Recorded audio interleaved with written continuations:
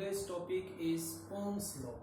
Today's topic is Ohm's law. Students, very interesting topic. आज हम लोग Ohm's law के बारे में पढ़ेंगे. ये ओम जॉर्ज सैमन ओम्स ये एक रिलेशन निकाला. किसके बीच रिलेशन निकाला था? इलेक्ट्रिक करंट और potential difference.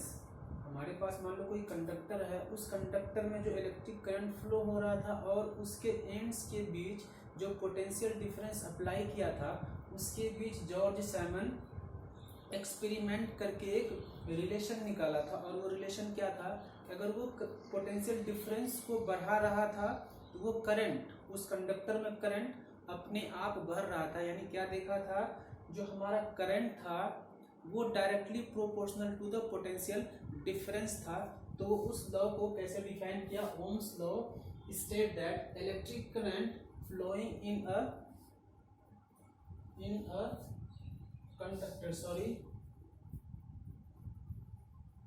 conductor is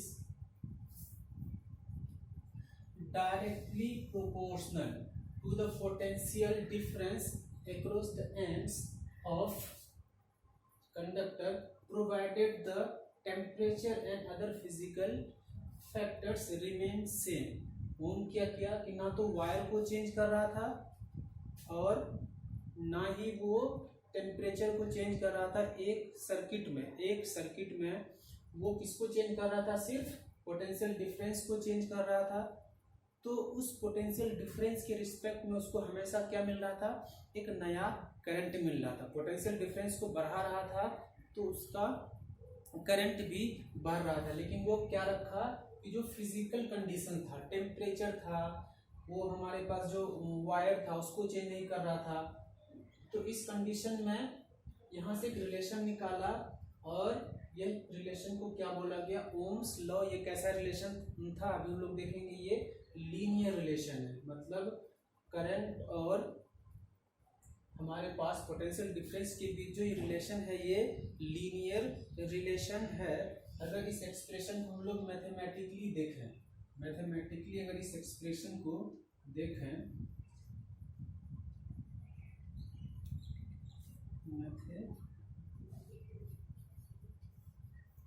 mathematically इस एक्सप्रेशन को देखें, यहाँ से हमको क्या आएगा? हमारे पास आएगा electric current is directly proportional to the potential difference. Current is directly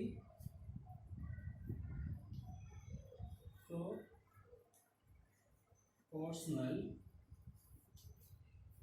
to current. Current के डायरेक्टली प्रोपोर्शनल है, हम लोग को डायरेक्टली प्रोपोर्शनल का साइन आता है. ये I is directly proportional to the current. तो इसको हम लोग रिवर्स करके भी लिख सकते हैं, यानी V directly proportional to I अगर हम लोग कर दें. अब इस प्रोपोर्शनलिटी को हटाने के लिए हम लोग क्या डालते हैं? एक कांस्टेंट को डालते हैं. किसको डालते हैं? एक कांस्टेंट को डालते हैं. अगर इसको डालेंगे इस इक्वेशन में यहाँ लिखते हैं तो V हमारे पास हो जाएगा V इज इक्वल टू, इसको हटाने के लिए हम क्या लगाते हैं? कांस्टेंट लगाते हैं. पहले I लिख लेते हैं और इसको हटाने के लिए हम लोग एक कांस्टेंट R लगाते हैं. जहाँ पे हमारा R जो है, R मेरा क्या है? Where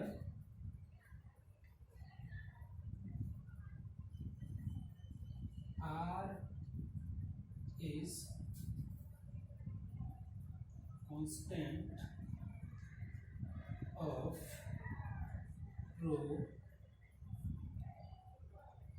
proportionality.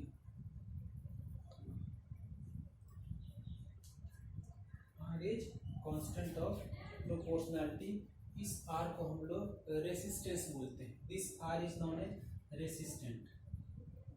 R is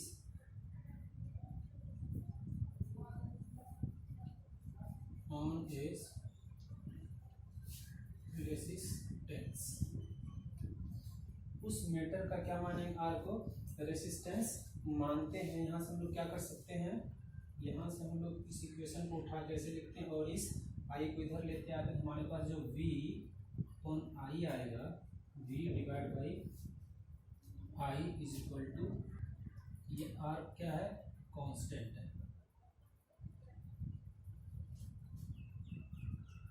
यहाँ का मतलब क्या हुआ, अगर हमको क्या मिलता है, करंट पोटेंशियल डिफरेंस और करंट का जो रेशियो निकालते हैं वो क्या आता है, कांस्टेंट आता है।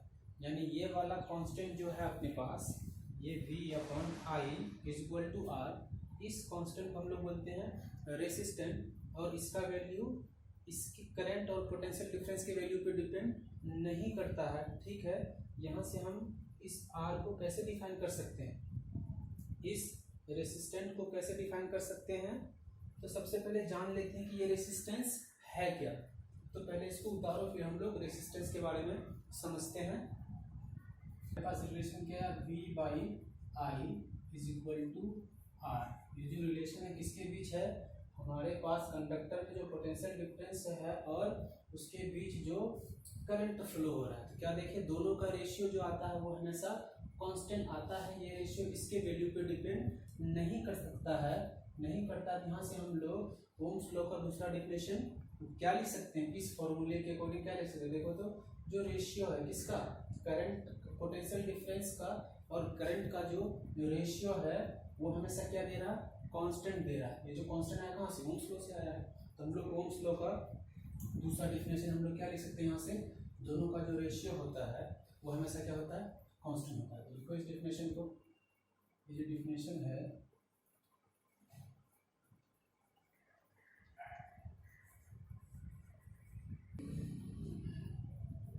ठीक है।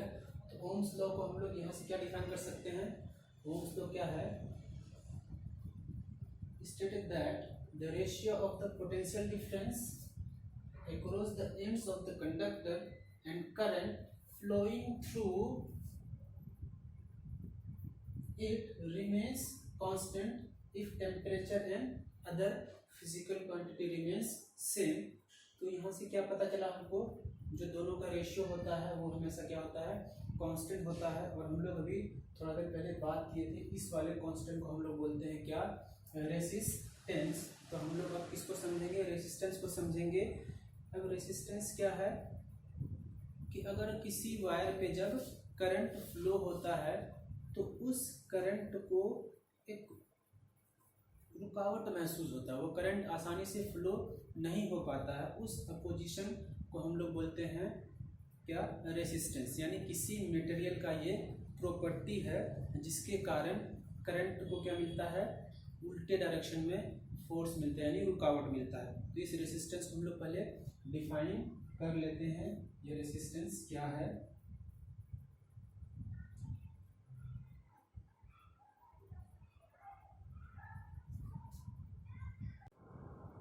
तो रेसिस्टेंस का यहाँ पे डेफिनेशन क्या लिखें, it is property of conductor to oppose the flow of charge in it. यानी जब किसी कंडक्टर पे करंट फ्लो करता है तो कंडक्टर के पास एक प्रॉपर्टी है कि उस फ्लो को वो रोकता है। तो कंडक्टर की इसी प्रॉपर्टी को हम लोग बोलते हैं रेसिस्टेंस। ठीक है, अब हम लोग देखे थे कि जो हमारा R आता है, ये R is equal to V divide by I आता है, दोनों का रेशियो आता है। तो इस फॉर्मूले से, इस रिलेशन से हम लोग रेसिस्टेंस को डिफाइन कर सकते हैं। कैसे डिफाइन कर सकते हैं, जो क्या है, रेशियो है, किसका रेशियो है, V हमारे पास ऊपर और I नीचे, यानी पोटेंशियल डिफरेंस और करंट का रेशियो है। तो इसी के बेसिस पे दूसरा ऐसे हम लोग डिफाइन कर सकते हैं, resistance of a conductor is defined as the ratio of potential difference across its end and the current flowing through it. यानी उस कंडक्टर पे जो करंट फ्लो हो रहा है और जो पोटेंशियल डिफरेंस है, दोनों का अगर हम लोग रेशियो निकाल दें तो वह वैल्यू किसके बराबर आता है, वह वैल्यू आता है उस कंडक्टर के रेसिस्टेंट के बराबर। हम लोग अभी बात किए हैं, ये कांस्टेंट वैल्यू है, यानी ये वैल्यू करंट और पोटेंशियल डिफरेंस पे डिपेंड नहीं करता है। थोड़ी देर बाद हम लोग पढ़ेंगे कौन कौन ऐसा फैक्टर है जिसपे ये डिपेंड करता है। यहाँ से हम लोग फिर क्या लिख सकते हैं, ये जो हमारे पास इसका यूनिट है, यूनिट जो लिखेंगे, यूनिट ऑफ रेसिस्टेंस इसका यूनिट होता है ओम। ये साइंटिस्ट के नाम से लिया गया है ओम। और इसका सिंबल जो हम लोग लिखते हैं वो सिंबल होता है इस टाइप का सिंबल है, जिसको ग्रीक लेटर से लिया गया है, जिसका नाम है ओमेगा। इसका नाम क्या है इस रेसिस्टेंस, तो इस सिंबल को क्या बोलते हैं, ओमेगा बोलते हैं। अब यहाँ से देखते हैं ओम क्या है। ओम क्या है, अगर हमारे पास क्या है आर बराबर, तो आर बराबर मेरे पास V अपॉन आई। अब हम लोग को यहाँ से क्या जानना है कि ये ओम क्या है। ये जो हम लोग ओम लिखे थे थोड़ा देर पहले, ये ओम का आइडिया कहाँ से आया था हम लोग देखते हैं। अगर हमारे पास रेसिस्टेंस लिखना, क्या लिखना है, रेसिस्टेंस लिखना, अगर ओम लिखना है ऐसे, ओम को लिखेंगे क्या आ रहा है, ऊपर आ रहा है मेरा पोटेंशियल डिफरेंस। पोटेंशियल डिफरेंस का यूनिट हम लोग को पता क्या होता है, पोटेंशियल डिफरेंस का यूनिट होता है वोल्ट। और हमारे पास नीचे कौन है, करंट। तो करंट का यूनिट हम लोग अभी क्या बोले थे, एम्पियर होता है। तो ये जो हमारे पास ओम होगा, ये 1 ओम जो होता है किसके बराबर होता है, वोल्ट पर एम्पियर के बराबर होता है। यहाँ से बात आगे समझ में। और ये जब भी हम सर्किट में इसको डालेंगे किसी भी रेसिस्टर को, इसको एक स्पेसिफिक सिंबल इस तरह का होता है, बहुत जगह आएगा, हम लोग कॉम्बिनेशन ऑफ रेसिस्टर्स में पढ़ेंगे इसको। इस टाइप का एक सिंबल होगा जो सर्किट में इसका जब हम लोग यूज़ करते हैं। अब इस वाले फॉर्मूले से हम लोग 1 ओम का भी डिफिनेशन कर लेंगे। 1 ओम का मतलब क्या होगा कि अगर हमारे पास कोई सर्किट है और उस सर्किट में पोटेंशियल डिफरेंस अप्लाई किया गया 1 वोल्ट और करंट कितना फ्लो हो रहा है, 1 एम्पीयर करंट फ्लो हो रहा है, तो उस सर्किट में उस वायर का जो हमारे पास रेसिस्टेंस आएगा वो कितना आएगा, 1 ओम आएगा। तो यहाँ से हम लोग 1 ओम का डिफिनेशन लिख लेते हैं, 1 ओम to it. 1 ohm. Resistance of a conductor is said to be 1 ohm if potential difference of 1 volt across its end makes a current of 1 ampere through it. यानी अभी हम लोग क्या बात किए कि अगर हम कंडक्टर पे क्या लगा रहे हैं, 1 वोल्ट अप्लाई 1 वोल्ट अप्लाई कर रहे हैं और करंट 1 एम्पियर हो रहा है, तो उसके थ्रू तो 1 ओम यहाँ से समझ में आ गया। 1 ओम रेसिस्टेंस कब होगा, जब क्या बोले 1 वोल्ट पोटेंशियल अप्लाई करेंगे और करंट कितना फ्लो करेगा, 1 एम्पियर करेगा, तो उस वायर का पोटेंशियल, उस वायर का रेसिस्टेंस हो जाएगा 1 ओम। एक छोटा सा बात हम लोग यहाँ जानते हैं, जब इसका ग्राफ खींचा गया था पोटेंशियल डिफरेंस और करंट का, मान लो यहाँ पे एक एक्सिस है, एक एक्सिस पे करंट को रखा गया और एक्सिस पे पोटेंशियल डिफरेंस को रखा गया। ये V है और ये I है, I का मतलब करंट और V का मतलब पोटेंशियल डिफरेंस। ये जो ग्राफ आया था, ये जो ग्राफ आ रहा है V और I के बीच जो ग्राफ निकाला, वो ग्राफ स्ट्रेट लाइन आया बहुत दूर तक। फिर बहुत देर के बाद ये ग्राफ टेढ़ा आने लगता, क्योंकि जब कंडक्टर का टेम्परेचर बढ़ने लगता है तो रेसिस्टेंस बढ़ने लगता है। तो यहाँ से जो रिलेशन आया V और I का, ये कैसा रिलेशन है, लीनियर रिलेशन। V और I का रिलेशन कैसा है, लीनियर रिलेशन।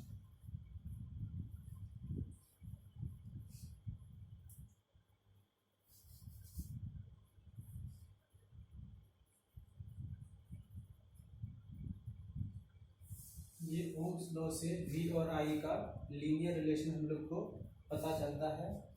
आज का टॉपिक हम लोग इतना ही पढ़ेंगे। फिर आगे जो हम लोग पढ़ेंगे ऐसा कौन सा फैक्टर है जिसपे ये रेसिस्टेंस डिपेंड करता है, जिसके कारण चेंज करता है। ठीक है बच्चों, आज की क्लास में इतना ही। For assignment student click on the link below. Please subscribe this YouTube channel, press the bell icon for latest videos. Like this video, share this video to your classmates, and for any doubt please write on the comment section.